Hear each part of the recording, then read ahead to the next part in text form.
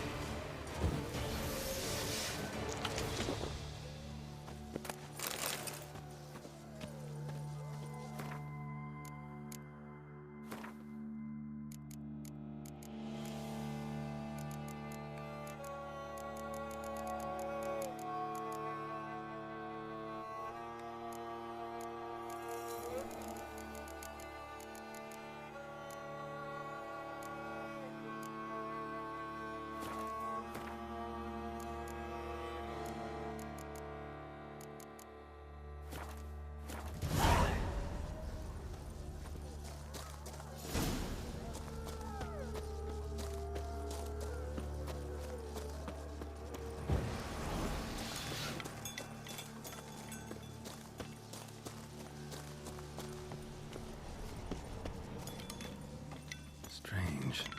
Get a sense that the spoons are beating out some kind of rhythm, a message, trying to tell me something.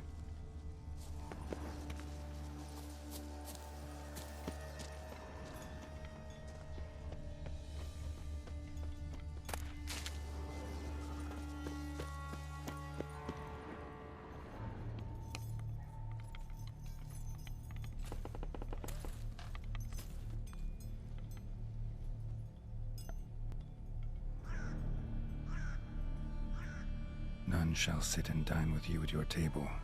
No spoon you have shall say to you, never again shall you wish to spy your reflection in the mirror. Sounds like a curse, all right.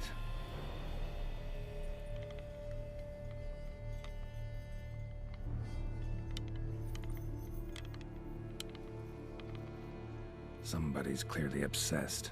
Regis mentioned the place might be cursed. Can't be a coincidence. Need to look around.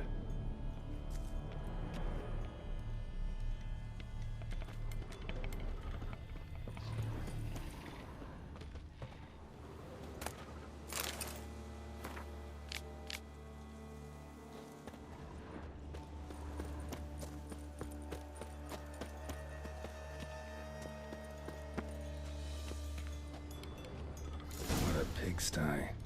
Need to search it thoroughly. Find a way to collect some white saliva. White's obsessed. A real collector. Thoroughbred. Spoon. Pretty ordinary. Maybe a little old. Spoon's incredible. The craftsmanship. Must have graced a rich man's table.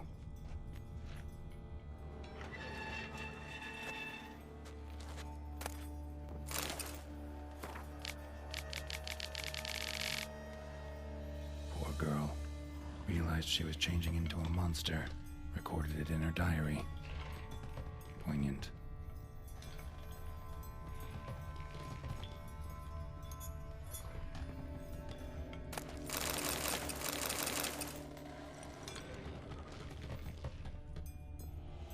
Smashed mirror, as if someone couldn't stand to look at themselves. The monster. Journal's author, maybe?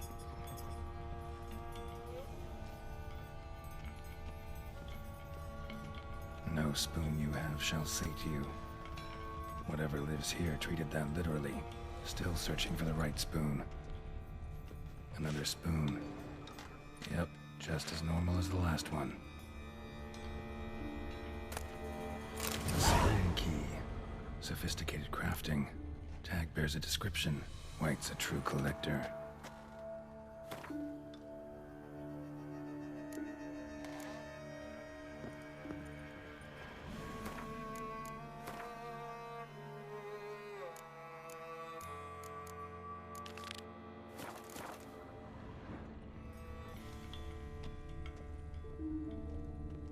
White's obsessed. A real collector.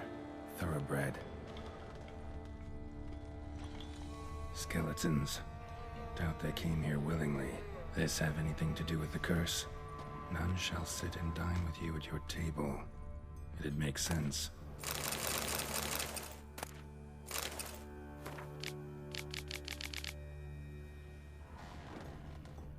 Woman's name scratched into this wooden spoon. Romantic. No claw or fang marks. Probably choked to death. Right arm bit right off. Teeth all knocked out. Somebody tried to force feed him. Broken neck. Indentation in the skull's lateral surface. Smacked in the head with something heavy. Spoon. Pretty ordinary. Maybe a little old.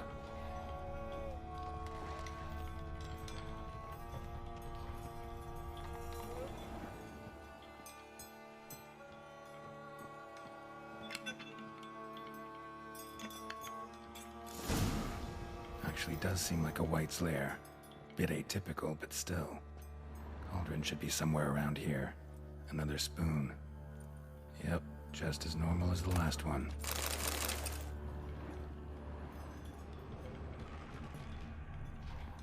White's obsessed. A real collector. Thoroughbred.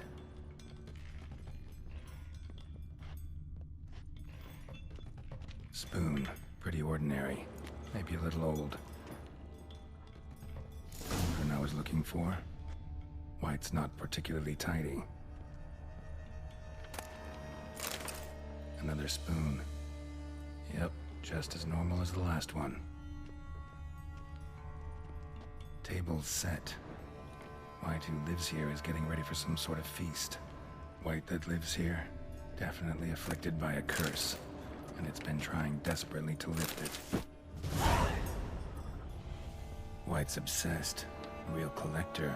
Thoroughbred. Cauldron's empty, unfortunately. We just need some brew. Afraid he won't get that. No choice but to hide and wait for the saliva glands and their bearer. Need a spot that'll let me observe the cauldron.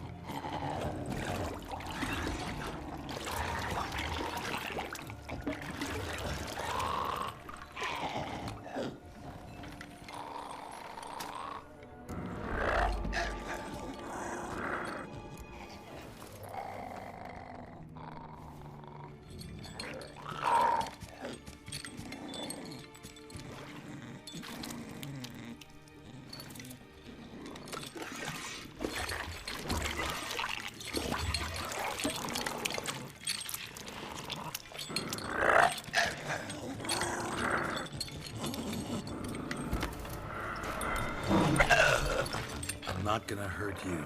Wanna help? I've seen the words of the curse on the walls. Think I know how to lift it.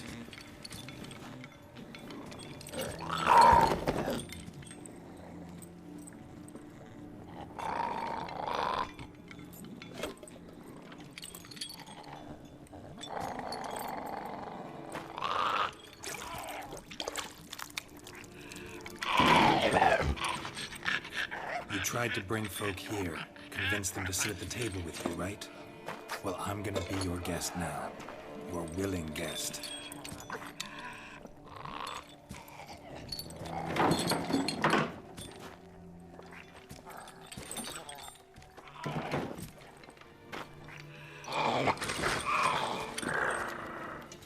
Just need a bit for Regis.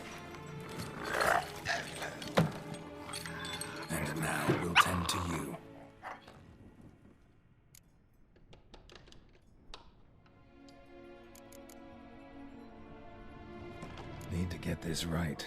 Words of the curse were, "None shall sit and dine with you at your table. No spoon you have shall say to you, never again shall you wish to spy your reflection in the mirror."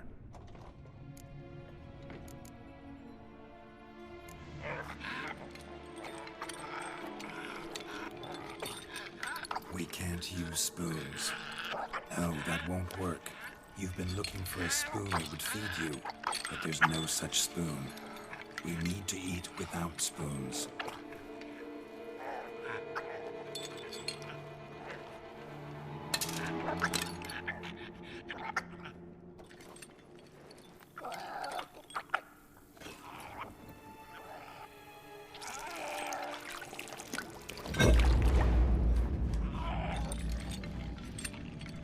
Open your eyes.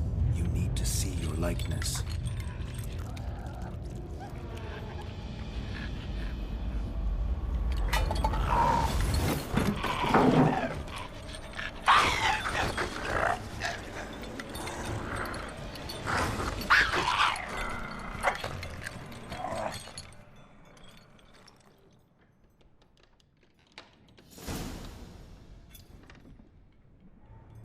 Think it worked. Just not quite like I expected. Need to see what happened to the white. Won't be hard to find given its stench.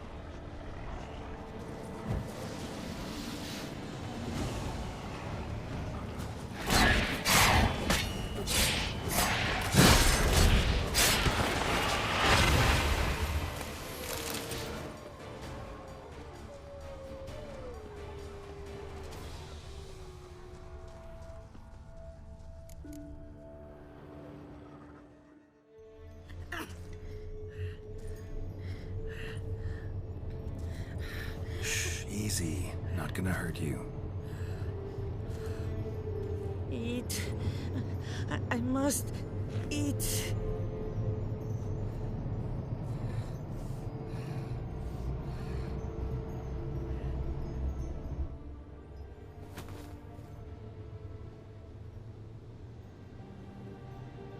I'll take you someplace safe.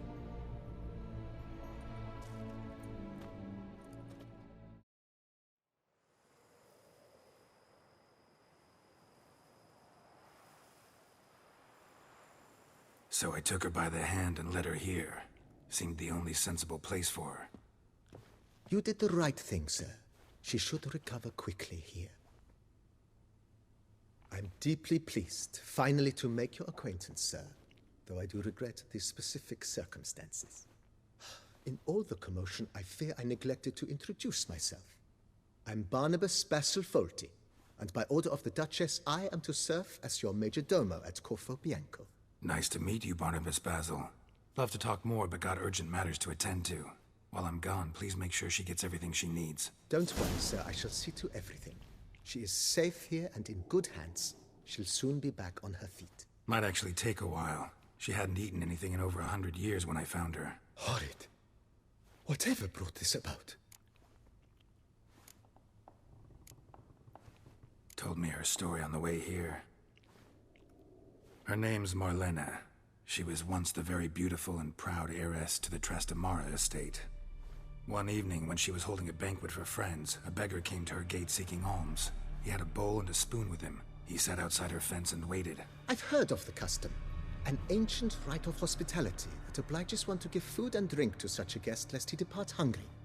To neglect the custom is to bring great misfortune down upon oneself. Marlena didn't care a whit for the old customs. She drove the man off, saying she'd rather feed the leftovers from her feast to her dogs than to give the beggar anything. The beggar then broke his spoon, cast a curse. She was beautiful, so he said she'd never wish to look at herself in the mirror again. Since she adored feasts, he swore no one would ever wish to sit and dine with her. And as she even refused him the crumbs from her table, he swore she'd never find a spoon in the world that would sate her hunger. A harsh punishment. I imagine lifting the curse was hardly simple. Curses are tricky. They play on irony. Always gotta figure out what the catch is. Marlena had spent decades looking for a way to lift it. Transformed into a wight, she stole spoons and lured folk into her home, trying each time to get them to dine with her. Didn't work. So what did? Someone had to sit down and share a meal with her, of their own free will. They had to eat without using spoons, and make her look at her reflection. That's it? That was all it required? Simplest solutions are sometimes the last that come to mind. Besides, when you're a wight, it's pretty damn hard to find willing human company for a feast. I imagine so. But, most importantly, it is now over. Please, don't worry. She will be in good hands here. Vineyard comes across as a place with a rich history. Know who owned it before me? Baron Rossel, who went bankrupt, forcing him to sell the estate to the Duchess. The Baron, in turn, had purchased it from Monsieur Bolius of the Headsman, a truly colorful man of Ketweni origin. He was actually a headsman? No, not him, but his great-great-great-great-grandfather. Indeed. Apparently, he was a common cutpurse who somehow secured for himself the post of ducal headsman in Beauclair. Went about his work with an exceptional penchant. They say he chopped off more heads than there are grapevines in the ducal vineyards. He never hesitated, not once. Never sliced unevenly, never botched a job. For his exemplary service, the Duke granted him a title and this estate. Monsieur Bolius, on the other hand, was an engineer in his younger years. Once retired, he settled here and took to producing wine. Sadly, misfortune struck and he lost his sense first of smell, then of taste. Additionally, he could not drink alcohol. His medic forbade it. Shame that. He gave up making wine? Not at all. He made even more of it. Began throwing wild balls to which he'd invite friends from far and wide in order to treat them to his wine and delight in the fact that at least someone could enjoy it. It's the sort of man he was, Monsieur Bolius. Mind giving me a little tour to Corvo Bianco? Not in the least. Follow me, please. I think it would be practical to begin on the hill.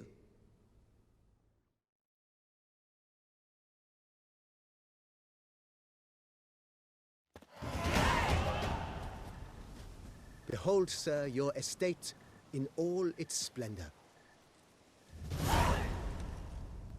Pretty vast. Indeed. And now, sir, allow me to show you a handful of interesting details. Follow me, please. Been a major domo all your life? Yes, I come from a long line of major domos. My father was a major domo, as was my grandfather before him, as was my great aunt. In fact, she was the one to start the tradition. Great aunt? A hard woman. It is said that already as a child, she knew where she was going and went there. When she arrived in Beauclair, she signed on as a chambermaid at one of the vineyards. then slowly worked her way up to Major Domo. She dragged the rest of the family up the same path.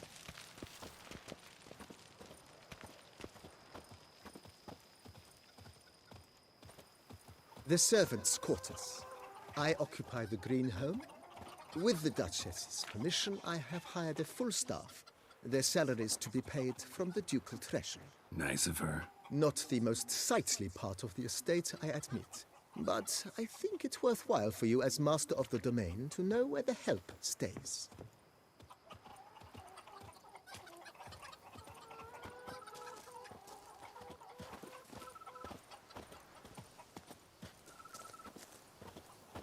Baron Rossel ordered the vines in this part of the estate uprooted and olive groves planted in their place.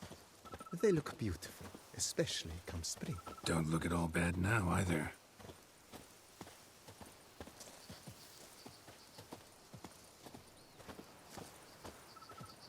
Down below lies your vineyard, where we grow a strain of Carfanere, one of the world's oldest.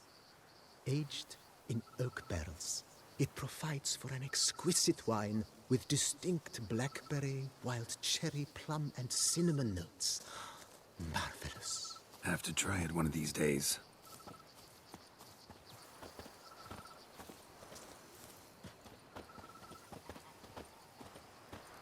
Nice well. Picturesque. Yes, though it ran dry long ago. During the raucous feasts Master Bolius held, he would order it filled with wine. There's a tale about a guest attending a Bolius ball for the first time and thus unaware of the custom. He had suffered great heartbreak and had decided to end his life by jumping into the well. The festivities were coming to a close, and the well was nearly empty when the suicidal guest finally jumped. Instead of killing himself, he merely broke his legs. To numb the pain, he drank the wine. Drank himself to death? Not at all. When found the next day, he had concluded he'd witnessed twin miracles. The water had been changed into wine, and he had survived. He retired to a monastery in the Dragon Mountains and began preaching the wisdoms of Lebioda.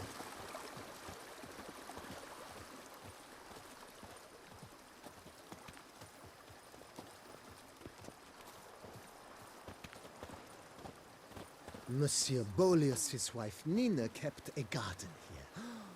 A supremely lovely place it was. Bit neglected now. I agree. Yet nothing stands in the way of restoring it to its former glory, and once again planting it with herbs and other vegetation.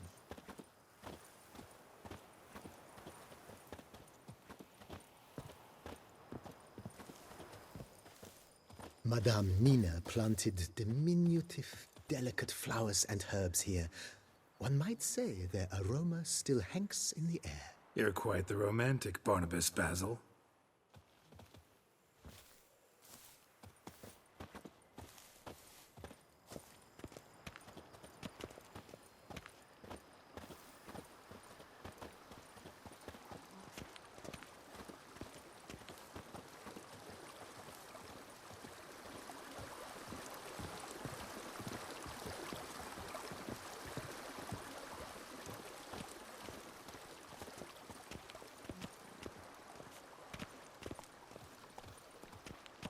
This served as an additional wine cellar in years of plentiful harvests.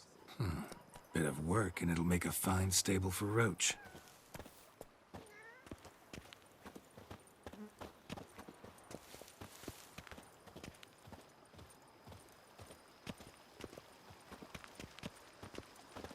The cellars, voila. During Monsieur Bolis's time, wine was kept here, but Baron Rossel used it to store olive oil as well. I took the liberty of cleaning up the mess, which... I made while fighting the Bruxa. Thanks, Barnabas Basil. Appreciate it.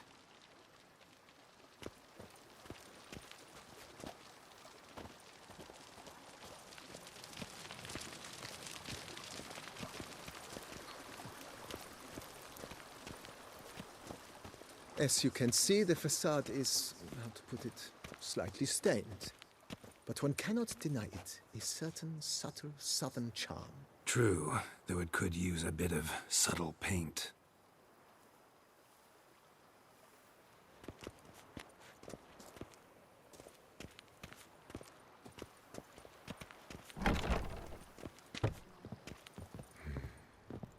And welcome inside. On the left is the master bedroom. On the right, the dining hall and kitchen. Upstairs, you shall find the guest room, currently used for storage. Not a bad idea. At the moment, the house is only minimally furnished. Yet I believe we will, together, devise some innovative arrangements. A few paintings, for instance, would breathe new life into the abode immediately. With that, sir, you've seen the full lay of the land. Corvo Bianco is a beautiful estate. Though one must admit, time has taken its toll. Forgive me for being forward, but if you were to choose to invest a small sum towards its beautification, consider me at your service on the matter. Think I'll take you up on that. Be sure to come and see you if I decide to do any remodeling. Thanks. Gotta get back to my business now. See you soon.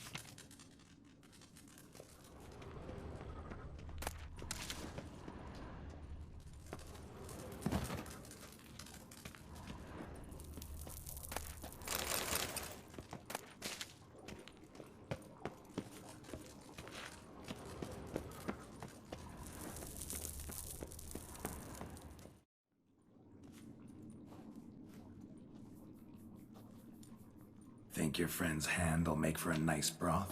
You've clearly honed your sense of humor. But we are not cannibals, Geralt. I took a fragment of tissue from their hand. It will suffice to prepare some resonance. What did you do with the rest? I cremated it, as our codex commands. A raven told me you'd acquired the necessary ingredient. Pretty helpful creatures. Call on them often? I try not to overdo it. But they can be so useful, as they were now, when I merely needed to be sure I could arrive in time should things go sour. Managed fine alone, but thanks for the thought. Gonna need much longer to finish brewing resonance? Mentioned a last ingredient, too. What about that? That, I fear, might prove troublesome. You see, to use the concoction to summon the memories of one, the solution must contain the blood of another specimen of the same species. Shouldn't be a problem. I happen to know a higher vampire who should be willing to help. Right, Regis? It's not that simple, I'm afraid. While you were away, I tried my damnedest to identify a replacement, but alas, none such exists. Not sure I understand what the problem is. Can't we just draw some of your blood? The blood must be in an agitated state. As I'm certain you know, higher vampires can change their corporeal shell. As our flesh changes, so does our blood's chemical composition. To make a long story short, I shall need to induce in myself a state of strong psychokinetic arousal. In brief, madness, rabidity. And that stands to be very, very dangerous. Dangerous? Why? I mean, you'll still be you, right? True, but I should be highly agitated, in a state of fury.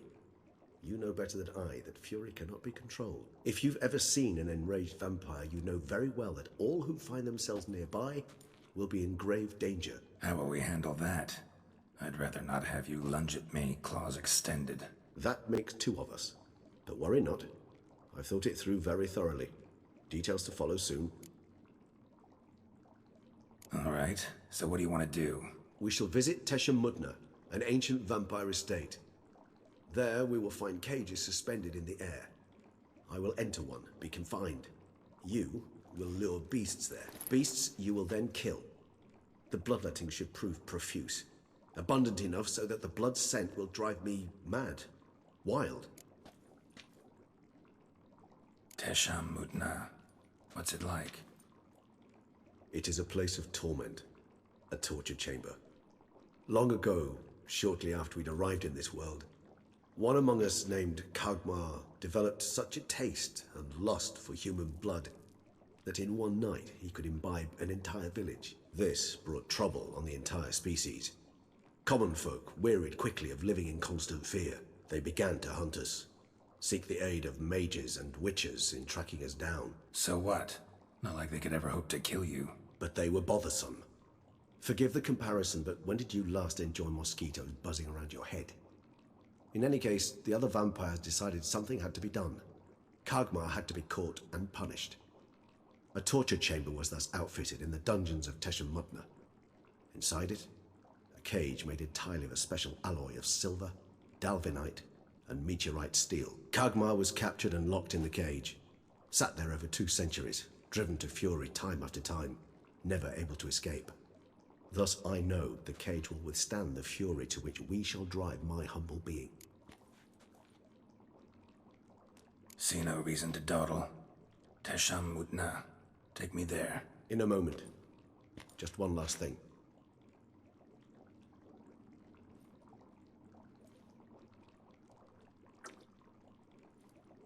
What was that? Blood. Oh, the last favor the Raven did me. I've also taken some Sancurium, a solution that sharpens one's sense of smell. One drop of blood shall smell like a gallon to me now. You crazy? You're a recovering addict. Your outrage warms my heart, Geralt. But you must remain calm. I had no choice.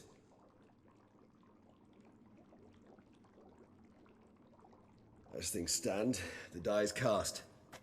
High time we set off for Tesha Mudna. My head's spinning already, and you're starting to smell quite tasty. And you're starting to scare me.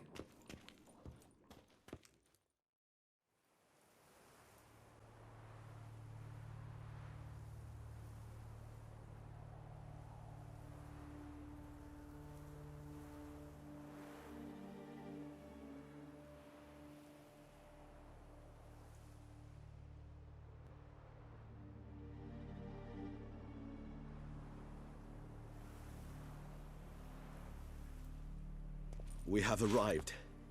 The sacrificial chamber of torture and torment lies underground.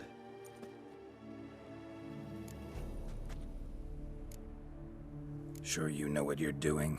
I can only hope I do. Please, let's go. The longer we delay, the less control I shall have of my faculties. I'd really prefer not to hurt you. You lead.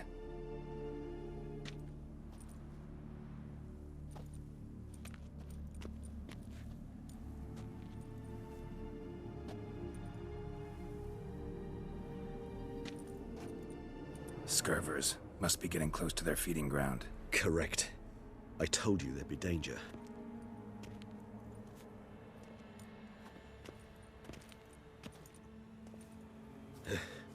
Beyond this wall lies... An ancient vampire dungeon. Seen a lot of things in my time. Nothing quite like this, though. I feel honored. A man with such a wealth of experience, yet I'm about to show him something new. Now, to open it.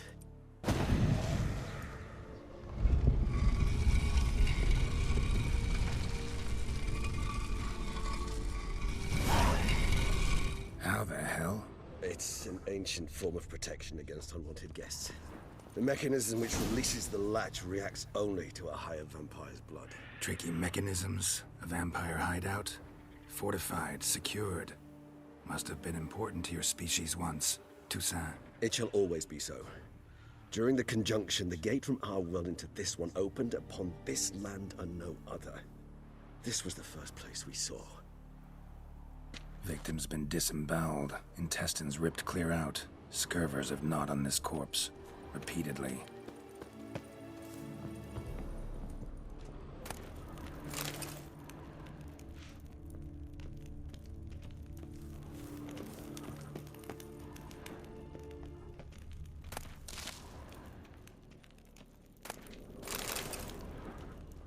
It's not far now. Human husbandry and care? This for real? The author observed humans, their behavior, over the many years he spent breeding them. Morally suspect though it may be, it's a thorough survey of the topic.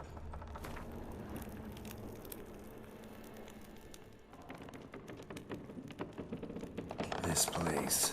There's evil here. Death hangs in the air. Yes. A great many beings have breathed their last here.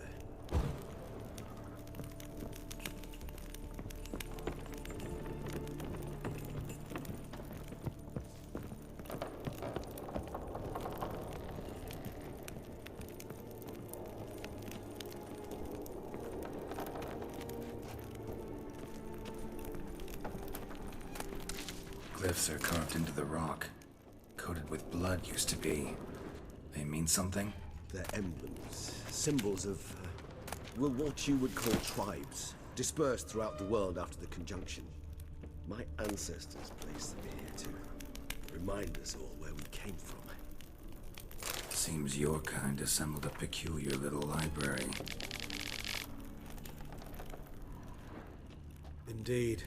Though I personally did not lay a hand to it. What's this symbol mean? It's the symbol of the Tedet. Those who went east, beyond the Blue Mountains. And this one? Which tribe's this? Garisham. My tribe, and Deadlove's. We both remained in this part of the world.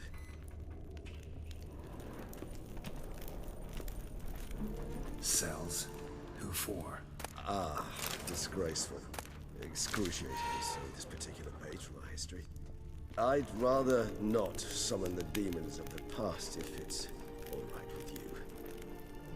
Whose is this glyph? Amarun. They ventured beyond the sea.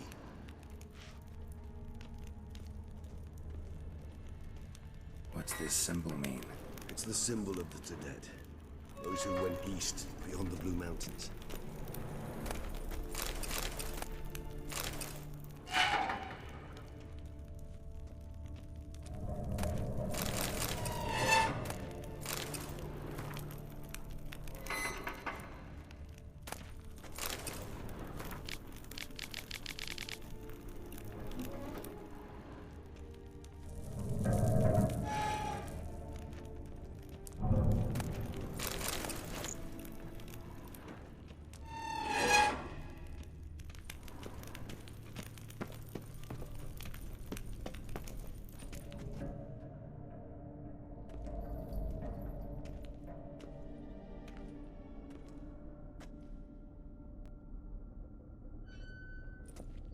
Charming place. But what are all those cages for? Mentioned one vampire being kept here. Yes, well, you see, humanitarians is something my ancestors were not. They concluded Kagmar would best be punished if he were tormented with the scent of blood he could not taste. Thus, they also kept humans here. Humans whose blood they slowly let. Kagmar ranted and raged in pain as those Those humans slowly bled to death. They treated them like livestock. Live bait. I'd like to be able to turn back time, deny it, but alas, I can do neither. Feel shame for my brethren. That is all I can do. Don't take it so hard. Nothing you could have done about it. Let's get to work. Well, that was awkward. Fine. I prepared the bait. Please be so kind and place it, ideally at the tunnel entrances. The scent will spread most effectively then.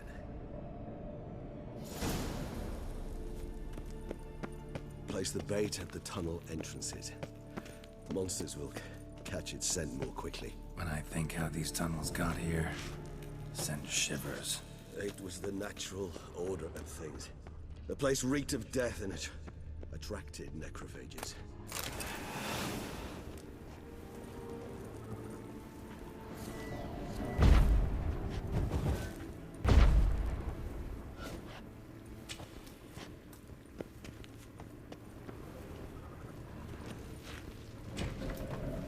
Three done. One left. Think this'll work? I certainly hope so. The meat stench is so thick, I wager it carries clear to Novigrad.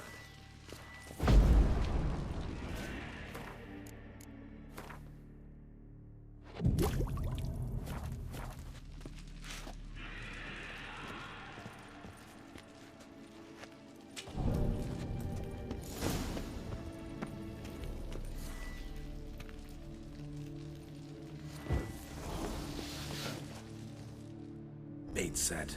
What now? I shall enter the cage. You must chain me inside. The bars are made of an alloy that will prevent me from transforming into mist. Kinda thought you wouldn't want to. I shall be in great pain. My sole thought being to stop that pain. I cannot know what I will do.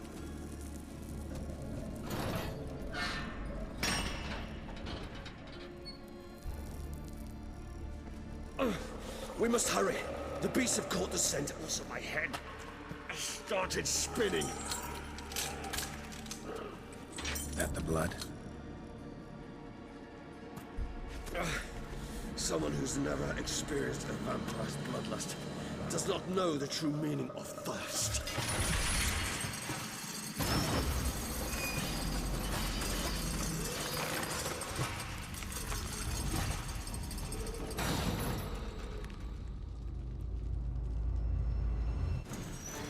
Maybe we need a safe word. You know, something you'll say when you can't take it anymore. And what did you do once I uttered it? Don't know. Calm you down. Somehow. Please, girl. You won't... You just smell the blood.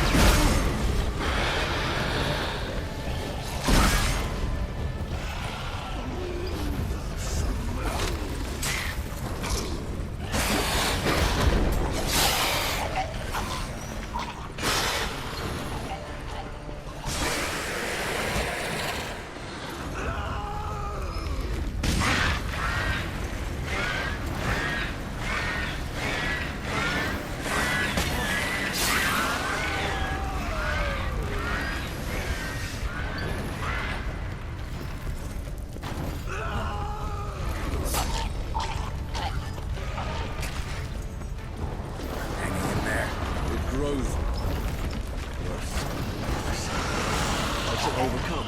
Good, because I can hear more coming.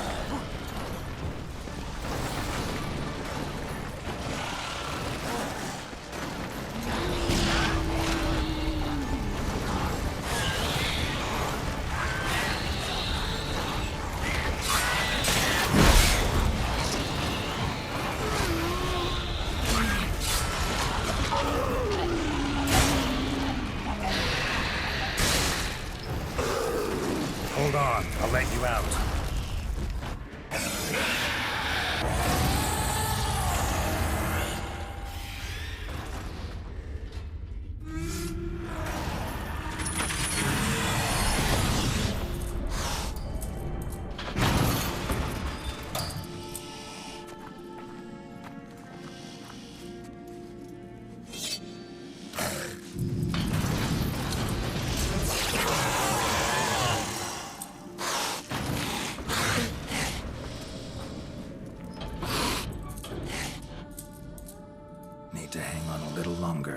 Blood'll dry in a few hours. Scent won't bother you anymore.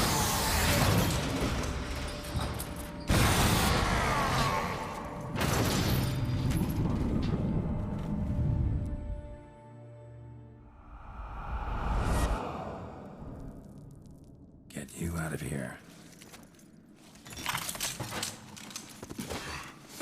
The concoction.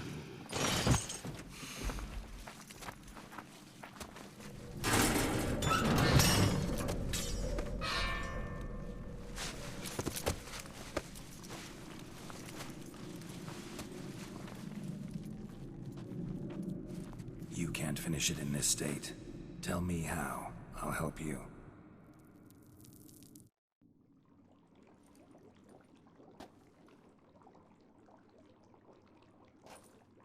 Any better? Far from ideal. And some time must pass before I fully recover. But yes, a bit better, thank you.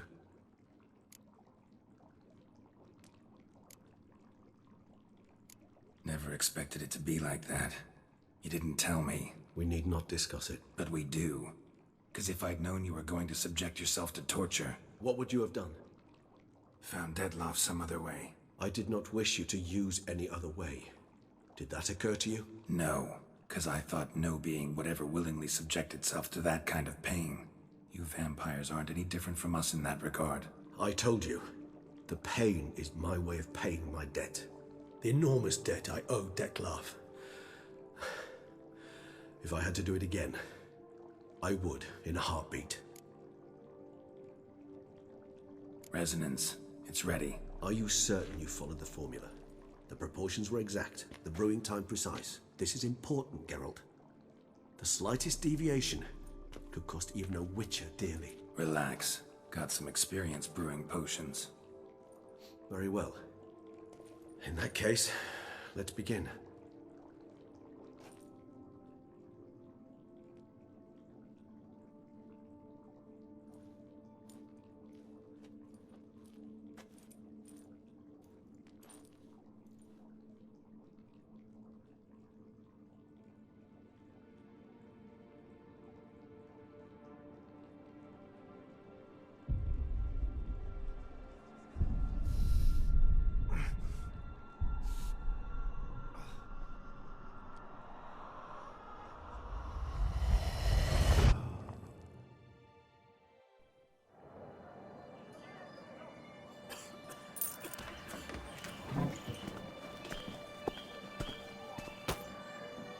Excuse me. I shall only take a moment. You jumped the queue, sir. But Count, sir, you must understand. I've a meeting. The Count... Sir, you were next. Please, take a seat. This gentleman was here first. Step down or you shall regret it. Ah, fails to realize he was your friend, Count.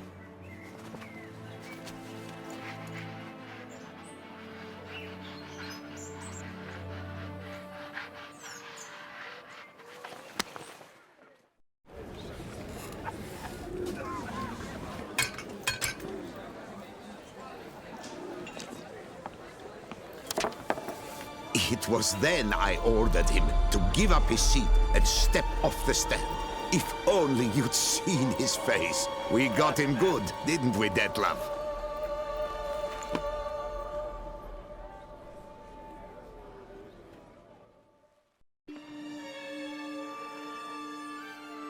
And then Mother insisted we buy the mill. Curious, eh?